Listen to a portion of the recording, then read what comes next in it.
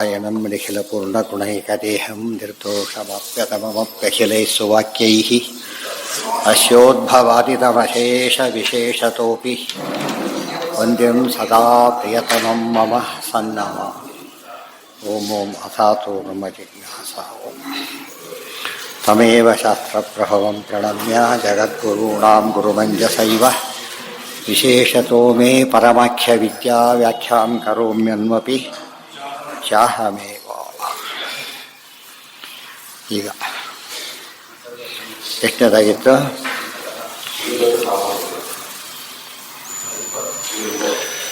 ಯಥೈವ ಚ ಪದಾರ್ಥಾನಾಂ ಅನಯೋಃ ಭೇದ ಇತ್ಯಪಿ ಇತೋ ಅಮುಷ್ಯ ಅಮುತೋ ಅಪ್ಯಸ್ಯ ಭೇದೋ ದೃಷ್ಟೋ ದ್ವಿಧರ್ಮಿಕಃ.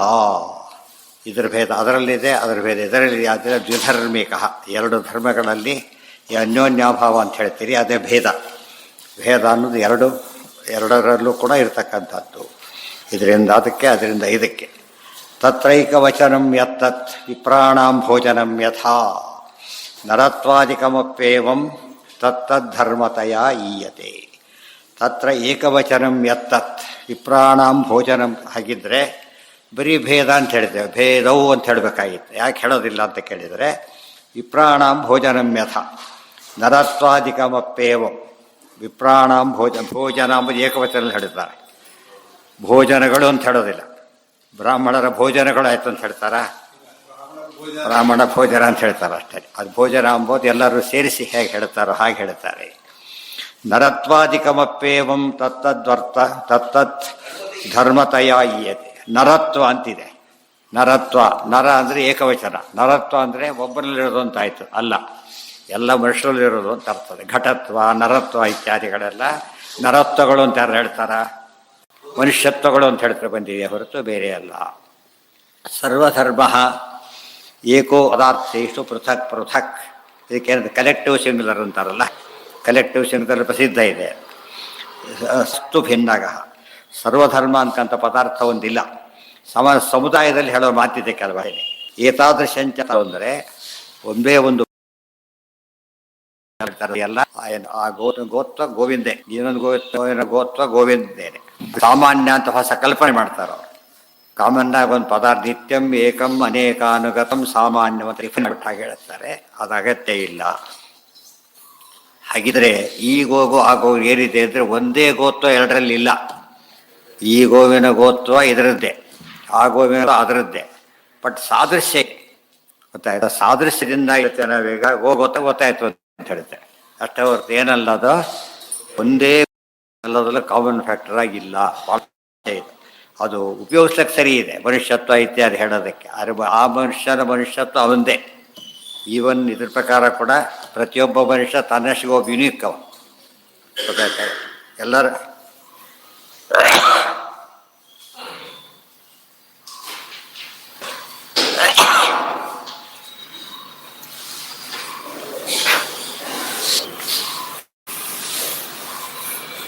ಸರಿಯಾಗಿ ಅರ್ಥ ಮಾಡ್ಕೋಬೇಕದನ್ನು ಅವರು ಹೊಸ ಕಲ್ಪನೆ ಮಾಡಿಕೊಂಡ್ರು.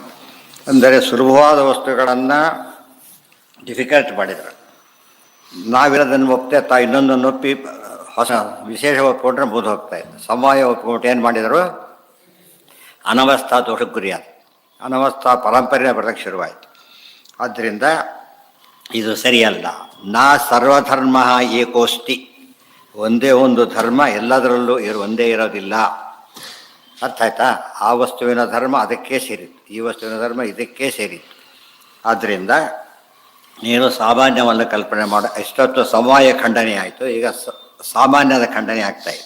ಸಾಮಾನ್ಯ ಅಂದರೆ ಈ ಸಾಮಾನ್ಯ ಅಲ್ಲ, ಕಾಮನ್ ಫ್ಯಾಕ್ಟರ್ ಅಂತ ಕರಿತೇವಲ್ಲ, ಕರೆಕ್ಟ್ ಅದು. ಆದರೆ ಕಾಮನ್ ಫ್ಯಾಕ್ಟರ್ ಅಂದರೆ ಎಲ್ಲದೂ ಸೇರಿ ಕಾಮನ್ ಫ್ಯಾಕ್ಟರ್ ಅಲ್ಲ. ಒಂದೊಂದರಲ್ಲೂ ಇರತಕ್ಕಂಥ ಸಾಮಾನ್ಯ ಗುಣವನ್ನು ಸದೃಶ್ಯವಾಗಿ ಇಟ್ಕೊಂಡು ಮಾಡೋದೇ ಹೊರತು ಅದೇ ಅಂತ ಹೇಳೋಕ್ಕೆ ಸಾಧ್ಯ ಇಲ್ಲ. ಏತಾದೃಶಂಚ ಸಾದೃಶ್ಯಂ ಪದಾರ್ಥೇಶು ಪೃಥಕ್ ಪೃಥಕ್. ಎ ಸಾದೃಶ್ಯ ಬಿ ಯಲ್ಲಿದೆ, ಬಿ ಎ ಸಾದೃಶ್ಯ ಎ ಯಲ್ಲಿದೆ. ಈ ಗೋವಿನ ಸಾದೃಶ್ಯ ಅದರಲ್ಲಿದೆ, ಆ ಗೋವಿನ ಸಾದೃಶ್ಯ ಇದರಲ್ಲಿದೆ. ಗೋತ್ವ ಮತ್ತು ಎರಡರಲ್ಲಿದೆ, ಹಾಗೆ ಹೇಳಬಾರ್ದು. ಗೋತ್ವ ಎರಡರಲ್ಲಿದೆ ಅಲ್ಲ, ಏನಿದೆ ಅದು ಅದೇ ಬೇರೆ. ಎಲ್ಲರೂ ಒಂದು ಮನುಷ್ಯರಲ್ಲಿ ಅನೇಕ ಜನ ಸಾಯ್ತಾರೆ. ಆಗ ಏನಾಗಬೇಕು? ಇದು ಸ್ವಲ್ಪ ಕಡಿಮೆ ಆಗ್ತಾ ಹೋಗ್ಬೇಕು. ಅದು ಒಂದೇ ವಸ್ತು ಇದ್ದಿದ್ರೆ ಏನಾಗಬೇಕದು? ಏನಾಗ್ತಿತ್ತು? ಎಲ್ಲರೂ 1 ರೂಪಾಯಿ ಕೊಟ್ಟು ವಾಪಸ್ ಕೊಡಿ ಅಂದರೆ ಏನಾಯ್ತು ಅಲ್ಲಿಗೆ? ಕಡಿಮೆ ಆಗ್ತಾ ಹೋಗ್ಬಿಡುತ್ತೆ. ಏಕಸ್ಮಿನ್ ಸ ವಿನಷ್ಟೇಪಿ ಯಥೋ ಅನ್ಯತ್ರ, ಅದೇ ದೃಷ್ಟಾಂತ ಕೊಟ್ಟೆ ಈಗ. ಏಕಸ್ಮಿನ್ ಸಟೇಪಿ ಅಥವಾ ಅನ್ಯತ್ರೈವ ದೃಶ್ಯತೆ. ಈಗ ಹೋಯ್ತು, ಗೋತ್ತ ಹೋಯ್ತು, ಇದರೊಂದಿಗೆ ಅದ್ರ ಗೋತ್ತ ಹೊರಟೋಯ್ತು, ಬೇರೆ ಕಡೆ ಇದೆಯಲ್ಲ, ಇದೇ ಗೋತ್ತ ಹೋಗಿದ್ದು ಸ್ವಲ್ಪ ಕಡಿಮೆ ಆಗಬೇಕಾಗಿತ್ತಾಗ.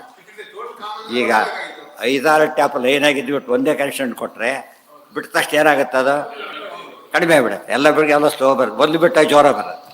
ಯಾಕೆ ಕಾಮನ್ ಆಗಿದ್ದರೆ ಬೇರೆ ಟೈಪ್ ಆಗಲ್ಲ, ಅದು ಇದಕ್ಕೆ ಮಾತ್ರ ಎಫೆಕ್ಟ್ ಆಗುತ್ತೆ. ಅರ್ಥ ಆಯ್ತಾ? ಸೊ ಗೋತ್ವ ಅನ್ನೋ ಸಾಮಾನ್ಯ ಇದರ ದೊಡ್ಡ ಖಂಡನೆ ಕಡಿಮೆ ಆಗ್ತಾ ಹೋಗ್ಬೇಕಾಯ್ತು. ಎಲ್ಲಿ ಆಗಿದೆ? ಹಾಗೇ ಇಲ್ಲ. ಆ ಗೋ ಹೋಯ್ತು ಅಂತ ಹೊರತು ಗೋತ್ವ ಹೋಯ್ತು ಅಂತ ಯಾರು ಕರೆಯೋದಿಲ್ಲ.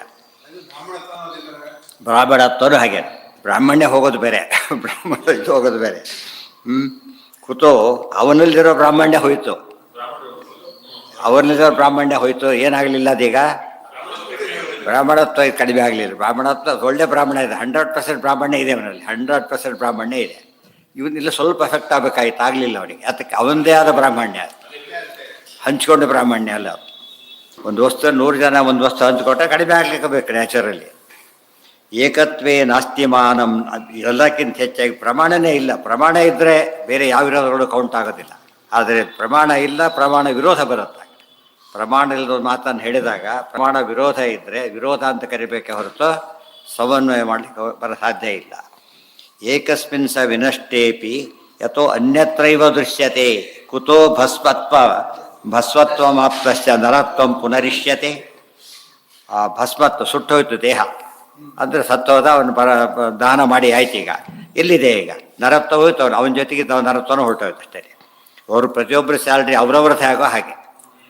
ಅರ್ಥ ಆಯ್ತಾ? ಅವ್ರಿಗೆ ಸೇರಿದ್ದ ಹೊರತು ಅದು ಕಾಮನ್ ಫ್ಯಾಕ್ಟ್ರಿ ಏನಿದೆ, ಸ್ಯಾಲರಿ ಕಾಮನ್ ಫ್ಯಾಕ್ಟ್ರಿ ಇದೆ. ಆ ಕಾಮನ್ ಫ್ಯಾಕ್ಟ್ರಿ ಇದು ಮಾತ್ರಕ್ಕೇನೆ ಅದು ಹಂಚಿದ್ದಲ್ಲ. ಯಾವ ರೀತಿ ಹಂಚಿದ್ದಲ್ಲ, ಇವನು ಇದನ್ನ ನೋಡಿ ಹಂಚಿದ್ದಲ್ಲ, ಒಂದೇ ಇದನ್ನು ತಗೊಂಡು ಹಂಚಿದ್ದಲ್ಲ. ಅವ್ರವ್ರಿಗೆ ಏನು ಬರಬೇಕು ಅದು ಕೊಟ್ಟಿತ್ತು ಅಷ್ಟೇ ಹೊರತು ಈ ರೀತಿ ಬಂದಿದ್ದಲ್ಲ. ಹೌದು ಅಲ್ಲ, ಹಂಚಿದ್ದು ಹಾಗೆ ಹಂಚೋದಲ್ಲ. ಒಂದೊಂದೇ 10 100 ರೂಪಾಯಿ 100 ಕಾಯಿನ್ ಇದೆ. ಈಗ ಅವನು ಹೇಳೋದೇನೋ 100 ರೂಪಾಯಿ ನೋಟಿನ ಹರಿದ ಕೊಟ್ಟಿವಿ ಅಲ್ಲ, 100 ಕಾಯಿನ್ ಇದೆ. ಎಲ್ಲ ಕಾಯಿನ್ಗಳು ಏನವು? 1 ರೂಪಾಯಿ ಕಾಯಿನ್ ಒಬ್ಬರು ಕೊಟ್ಟ, ಏನಾಯ್ತದ? ಈಗ ಕಡಿಮೆ ಆಯ್ತು ಅಷ್ಟೇ ನ್ಯಾಚುರಲಿ. ಆದರೆ ಒಂದೇ ಇದಾಗಿರೋ ಹರಿದು ಹೋಗ್ಬೇಕಿತ್ತು, ಆ ರೀತಿ ಆಗಿಲ್ಲ. ಏಕತ್ವೇ ನಾಸ್ತಿಮಾನಂಚ ಶ್ರುತಿರಪ್ಯಾಹ ಸಾದರಂ ಭಿನ್ನಾಶ್ಚ ಭಿನ್ನ ಧರ್ಮಾಶ್ಚ ಪದಾರ್ಥ ನಿಖಿಲಾಪಿ. ನೋಡಿ ಕಾಂಟೆಕ್ಸ್ಟ್ ಎಲ್ಲಿ ಬಂತು ಅಂದರೆ ಶ್ರುತಿ ಸ್ಪಷ್ಟ ಹೇಳ್ತಾ ಇದೆ, ಭಿನ್ನಾಶ್ಚ ಭಿನ್ನ ಧರ್ಮಾಶ್ಚ ಪದಾರ್ಥ ಅಖಿಲಾಪಿ. ಪ್ರತಿಯೊಂದು ಪದಾರ್ಥ ಕೂಡ ತನ್ನಷ್ಟಿಗೆ ಬೇರೆಯಾಗಿದೆ.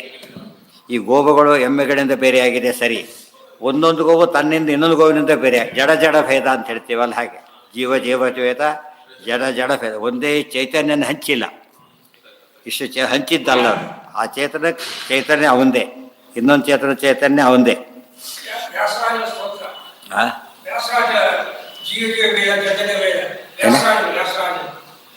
ಏನು ವ್ಯಾಸರಾಜರೇನು? ಜೀವಗಣ ಹರೇರಂಶರ ಭಿನ್ನ, ಜೀವಗಣ ಹರೇರಂಶರ ಭಿನ್ನಾ, ಪರಸ್ಪರ ಭಿನ್ನ. ಇಲ್ಲದ ಅವನ ವ್ಯಕ್ತಿ ಚೂರು ಕಡಿಮೆ ಆಗ್ತಾ ಹೋಗಬೇಕಾಗಿತ್ತು. ಸ್ವೈಹಿ ಧರ್ಮಭಿರಭಿನ್ನಾಶ್ಚ ಸ್ವರೂಪೈರಪಿ. ಇನ್ನೊಂದು ಕೂಡ ಅದರಲ್ಲಿ ಸಾದೃಶ್ಯ ಅಂತ ಕರಿಬೇಕು. ನರತ್ವ 100 ನರಗಳ ನರರಲ್ಲಿ ನರತ್ವ ಇದೆ. ಅದೇನಂತ ಕರಿಬೇಕಾದ್ರೆ ಸಿಮಿಲಾರಿಟಿ ಅನ್ಬೇಕೆ ಹೊರತು ಏನದು ಸೇಮ್ ಅಂತ ಕರಿಬೇಕು. ಸೇಮೇ ಡಿವೈಡ್ ಆಗಿದೆ ಅಂತ ಹೇಳಬಾರ್ದು. ಸ್ವೈಹಿ ಧರ್ಮೈಹಿ ಅಭಿನ್ನಾಶ್ಚ ಸ್ವರೂಪೈರಪಿ ಸರ್ವಶ. ಅವರವರ ಸ್ವರೂಪ ಹೇಗೆ ಅವರದ್ದೇನೋ ಅವರವರ ಗುಣಗಳು ಅವರದ್ದೇ ಹೊರತು ಏನಾಗಿಲ್ಲ ಅದು. ಈಗ ನಮಗೊಂದು ಹೊಸ ಪ್ರಶ್ನೆ ಉತ್ತರ ಸಿಗುತ್ತೆ. ದೇವರ ಆನಂದ ಹಂಚ್ಕೊಂಡಿದ್ದಲ್ಲ ಅದು, ಮುಕ್ತಿ ಹೋಗಿ ಎಲ್ಲ ಹಂಚ್ತಾ ಹೋಗಿ ದೇವರ ಆನಂದಿಷ್ಟು ಆನಂದ ಹೋಗ್ಬಿಡ್ತಾ ಇದೆ. ಆ ರೀತಿ ಅಲ್ಲ, ಏನದು ದೇವರಿಗೆ ಸದೃಶ ಆನಂದನೇ ಹೊರತು ಏನಂದಲ್ಲ. ದೇವರ ಆನಂದ ಕೊಡ್ತಾನೆ ಅಂತ ಹೇಳಿದರೆ ತನ್ನಾನಂದ ಹಂಚಿಕೊಡ್ತಾನೆ ಅಂತ ಅರ್ಥ ಅಲ್ಲ. ಅವರಲ್ಲಿರೋ ಆನಂದವನ್ನು ಏನು ಮಾಡ್ತಾನೆ, ಅಭಿವ್ಯಕ್ತಿಗೊಳಿಸ್ತಾರೆ. ಇವರು ತಮ್ಮ ಯೋಗಗಳನ್ನು ಕೊಡ್ಬೇಕು, ಒಂದಿಷ್ಟು ನೀವೊಂದಿಷ್ಟು ತಗೊಳ್ಳಿ ಅಂತ ಹೇಳಿಬಿಟ್ಟು. ಅವತ್ತು ದೇವರು ಭಾರಿ ಕರುಣಾಣವಾಗ್ತಿದ್ದ ಅಲ್ಲೇನು ಅಲ್ಲ. ಯಾವುದೇ ವಸ್ತುವಿನ ಒಂದು ಧರ್ಮಗಳು ಅವನಿಗೆ ಸೇರಿದ್ದಾದ್ದರಿಂದ ಇನ್ನೊಬ್ಬನಲ್ಲಿ ಅದೇ ಇದ್ರೆ ಸಾದೃಶ್ಯ ಅಂತ ಕರೀತಾರೆ ಹೊರತು ಏನಲ್ಲ ಅದು ಇದಲ್ಲ. ಫಸ್ಟ್ ಕ್ಲಾಸ್ ಬಂದವರಿಗೆಲ್ಲ ಮಾರ್ಕ್ಸ್ ಹಂಚಿಬಿಟ್ರೆ ಆಗಿರುತ್ತೆ. ಎಲ್ಲರೂ 95 30 ಆ ಕಡೆ ಕೊಟ್ಟುಬಿಟ್ರೆ ಎಲ್ಲರೂ 60 ಮೇಲೆ ಯಾರು ಹೋಗಬಾರ್ದು ಅಷ್ಟೇ. ನೇಕೈನ ಚಿತ್ ಅಭಿನ್ನೋ ಅದೋ ಭಗವಾನ್ ಸ್ವೈರ್ಗುಣ ಇರ್ವಿನ. ಇದೇ ದೃಷ್ಟಾಂತ ಕೊಟ್ಟರು. ಸೊ ದೇವರ ಆನಂದ ದೇವರದ್ದೇ, ದೇವರ ಗುಣ ದೇವರದ್ದೇ, ದೇವರ ಸ್ವಾತಂತ್ರ್ಯ ದೇವರದ್ದೇನೆ. ಇನ್ಯಾರದ್ದು ಹಂಚಲಕ್ಕೆ ಬರತಕ್ಕಂಥ ಪದಾರ್ಥ ಅಲ್ಲ ಅದು. ಗೊತ್ತಾಯ್ತಾ? ಒಂದು ಹಾಲಿದೆ, ಹಾಲಿನ ಬೆಳೆ ಬಣ್ಣ ಹಾಲಿಂದ ಅಷ್ಟೇ. ಉಳಿದು ಡಿವೈಡ್ ಆಗಿ ಬಂದಿದ್ದಲ್ಲ ಅದು. ಡಿವೈಡ್ ಆಗಿಬಿಟ್ರೆ ಕಡಿಮೆ ಆಗಿಬಿಡ್ಬೇಕಾಗಿತ್ತು. ನೀರು ಹಾಕ್ತಾ ಹೋದ್ರೆ ಕಡಿಮೆ ಆಗುತ್ತೆ. ಅದಕ್ಕೆ ಡಿವೈಡ್ ಆಗೋದ್ರಿಂದ ಅದು ಎಷ್ಟು ಹಾಲಿನ ಬಣ್ಣ ಒಂದೇ ರೀತಿಯಲ್ಲಿ ಏನು ಕಾರಣ ಅಂದರೆ ಆ ಹಾಲಿನ ಬಣ್ಣ ಅದರದ್ದೇ ಆಗಿರೋದ್ರಿಂದ. ಇಲ್ಲದ್ರೆ ಏನಾಗ್ತಾ ಇತ್ತು? ಡಿವೈಡ್ ಆಗ್ತಾ ಇತ್ತು. ಬರ್ತಾ ಬರ್ತಾ ನೀರಾಗ್ಬಿಡಿ ಎಷ್ಟೊತ್ತಿರಲು ಬಣ್ಣ ಇರ್ತಿರಲಿಲ್ಲ. ಅದಕ್ಕೆ ಹೇಳಿದೆ, ತುಂಗಾ ನದಿ ನೀರಿದೆ, ತುಂಗಾಪಾನ ಅಂತ ಹೆಸರಿದೆ, ತುಂಗಾ ನದಿ ನೀರಿದೆ. ಯಾವ ಕಾಲದ್ದೋ ಮಾತು. ಎಷ್ಟೋ ಮಳೆ ಬಂದು ಆಗಿಬಿಟ್ಟಿದೆ ಈಗಾಗಲೇ. ಅದು ಚೇಂಜ್ ಆಗಿದೆ ನೀರದು. ಯಾಕೆ? ನೀರು ಅದರದ್ದೇ, ಅದು ಬೇರೆ ಅದ್ರ ನೀರು ಅಲ್ಲ ಅದು. ಇಲ್ಲದ್ರೆ ಇಷ್ಟೊತ್ತಿಗೆ ಅದು ಗಂಗಾ ಏನಾಗಬೇಕಾಗಿತ್ತು? ಎಷ್ಟು ಕೊಳೆ ಮಾಡಿದರೂ ಅದು ಮತ್ತೇನಾಗುತ್ತೆ? Self purification system ಅದಕ್ಕಿದೆ.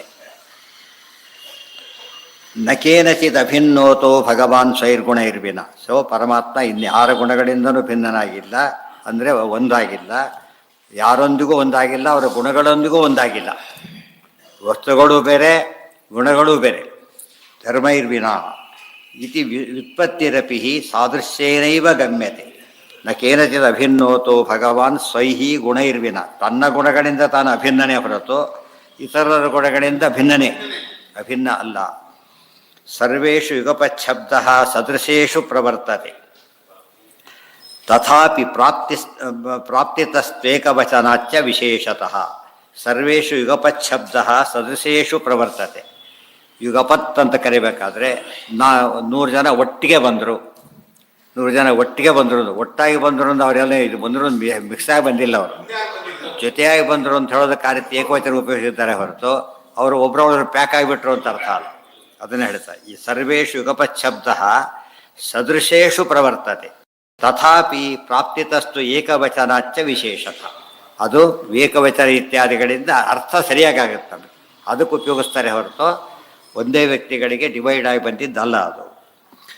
ಹಾಗಿದ್ದರೆ ಎಲ್ಲ ಡಿವೈಡ್ ಆಗೋದಾದರೆ 100 ಜನ ಬಂದರು ಅಷ್ಟೇ, ಒಬ್ಬರು ಬಂದರು ಅಷ್ಟೇ. ಯಾಕೆ? ಒಬ್ಬನಲ್ಲಿ ಫುಲ್ ಇತ್ತು, ರೂಢ ಬಂದು ಹಂಚೋಗ್ಬಿಡ್ತು ಅಷ್ಟೇ. ಅವು ಏನಾಯ್ತು? ಉಪಯೋಗ ಏನಾಯ್ತು? ಅದರಿಂದ ಏನು ಉಪಯೋಗ ಆಗಲೇ ಇಲ್ಲ. ಒಬ್ಬ ಸ್ವಲ್ಪ ಸುಲಭ ಆಯ್ತು ಅಷ್ಟೇ ಇವನು ಶತ್ರುಗಳಿಗೆ. ಅಭೀಷ್ಟಾವಗತಿ, ಅಭೀಷ್ಟ ಅವಗತಿ ಅಲ್ಲ, ಅಭೀಷ್ಟಾವಗತಿಶ್ಚ ಶಕ್ತಿ ಸಾದೃಶ್ಯಗಾಯತಃ. ಒಂದು ಶಬ್ದ ಮುಗಿತು. ಸರ್ವೇಷು ಯುಗಪಚ್ಛಬ್ದ ಸದೃಶೇಷು ಪ್ರವರ್ತತೆ ತಥಾಪಿ ಪ್ರಾಪ್ತಿತಸ್ತು ಏಕವಚನಾಚ್ಚ ವಿಶೇಷ. ಪ್ರಾಪ್ತಿ ಬಂದು ಏಕವಚನದಿಂದ ಬಂದಿದ್ದಿಷ್ಟೇ. ಹಿಂದೆ ಹೇಳಿದ್ರಲ್ಲ, ಏಕವಚನ ಉಪಯೋಗಿಸ್ತಾರೆ. ಭೋಜನ ಆಯಿತು ಇತ್ತೆ, ಭೋಜನಗಳು ಆಯಿತು ಅಂತೆಲ್ಲರೂ ಕೇಳಿದ್ದೀರ ಹೇಳಿದ್ದನ್ನು ಹೇಳಿ. ಭೋಜನ ಆಯಿತು ಅಷ್ಟೇ, ಆ ಅರ್ಥದಲ್ಲಿದೆ, ಬೇರೆ ಅಲ್ಲ. ಇದು ಒಂದು ಬತ್ತಿ ಸಾಮಾನ್ಯದ ಖಂಡನೆ. ಇಷ್ಟು ಭಾಗ ಕೂಡ ಇವತ್ತಾಗಿ ನೆನ್ಪಿಟ್ಕೋಬೇಕು. ಸಾಮಾನ್ಯ ಅಂತ ಹೇಳಿದರೆ ಮೊದಲೇ ಹೇಳಿದಂತೆ ಅದು ಟೆಕ್ನಿಕಲ್ ಟರ್ಮ್. ಅದು ಎಲ್ಲರೂ ಉಪಯೋಗಿಸೋ ಸಾಮಾನ್ಯ ಅರ್ಥದಲ್ಲಿ ಬಂದು ವಿಶೇಷ ಅಂತ ಅವರು ಉಪಯೋಗಿಸ್ತಾರೆ, ನಾವು ಉಪಯೋಗಿಸ್ತೇವೆ. ಆ ನಾವು ವಿಶೇಷ ಒಂದು ಟೆಕ್ನಿಕಲಿ ಹೇಗೆ ಎಲ್ಲರಿಂದ ಬೇರೆ ಆಗಿದೆಯೋ ಹಾಗೆ ಇದು ಟೆಕ್ನಿಕಲಿ ಬೇರೆ ಇರೋ ಸಾಮಾನ್ಯ. ಈ ಥರ ಕಾಮನ್ ಫ್ಯಾಕ್ಟರ್ ಸಾಮಾನ್ಯ ಅಂತ ತಗೊಳ್ಳೋಕೆ ಹೋಗಬಾರ್ದು. ಸಾದೃಶ್ಯ, ಕಾಮನ್ ಫ್ಯಾಕ್ಟರ್ ಎಂಬುದು ಮ್ಯಾಥಮೆಟಿಕ್ಸ್ ಟರ್ಮ್ಸ್ ಉಪಯೋಗಿಸಿರೋದು. ಏನಲ್ಲ ಅದು ಚೂರು ಚೂರು ತೊಗೊಂಡು ಹಾಕಿದ್ದು ಅಂತ ಅರ್ಥ ಅಲ್ಲ. ಅಲ್ಲಿಗೆ ನಾಳೆ ದಿವಸ ಮುಂದಿನ ಪಾಠ.